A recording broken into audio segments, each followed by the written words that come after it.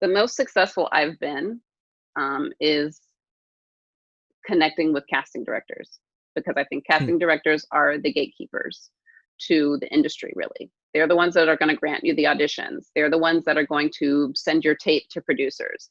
They're the Hmm. ones who are going to be on your side throughout this whole process. So networking is cool. It's great. But if you're on the lower level, you gotta make friends with the casting directors. That's my personal opinion because I think that especially when Yeah. you're just like they're just who you see all the time. They are the front lines for you to Mm. get to the next level.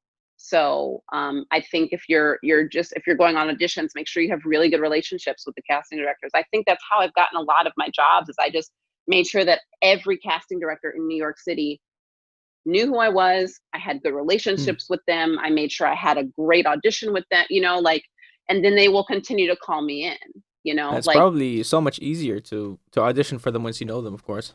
yes, once you know them and then they trust you, right? So it's like, so Hmm. I think that instead of like trying to, network and meet people, it's like, well, start with what you have, which is you have the power to audition, and those Hmm. people are going to be on your side. So I Have wouldn't you ever have the tried? jobs I had without casting directors. Wait, how would you go about that? Like, how would you find the Mm, or really you mean getting connect in a natural auditions? way? Yeah, because Yeah. well, I mean, networking with the casting directors.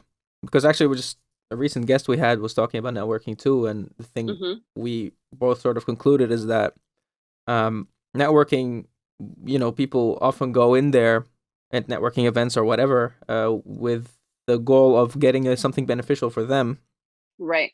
rather than saying going in there with the mindset of, oh, I just think I know you need this from me and I think I can help you with that, and you just go in Mhm. there selflessly, not expecting anything in return. Like, but Mhm. it's a different industry, so Yeah. how would you go about that?